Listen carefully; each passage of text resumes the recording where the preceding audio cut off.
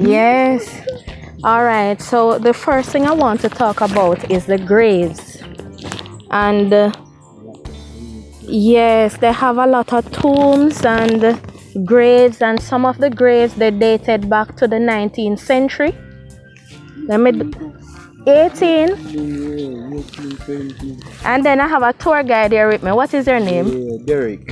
And I have Derek, and Derek is saying also that it's from the 18th century. that it's dated back to the 18th century. So it's over 200 years old. Over 200 years. And the name of the church is St. George's Anglican Church. St. George's Anglican Church. Paul Ho,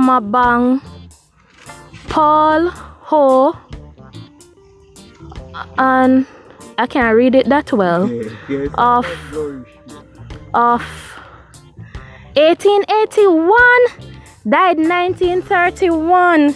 So the graves, they're dated back to the 18th and 19th century, as of what he said.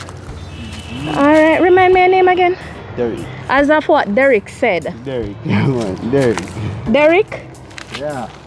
So Derek, I'm afraid to walk come up the sign. Based on what I was told, that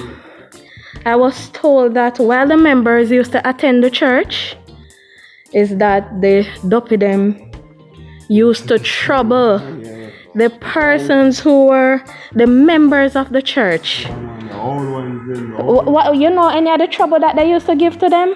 Well, basically, they not play the piano. Oh, so they normally play the piano when no one was playing it. Pass by down here at night, they hear them up play and sing.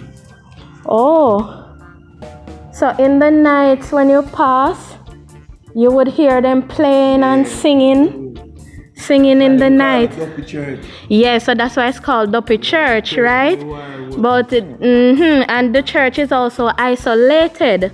It is close to the Comfort Hall community. Okay, so I am inside of the church. This is inside of the church building. So this is what I wanted to see. So it is the back of the church. Oh, it's a vestry. Yeah, so you can see that the church was huge, you know.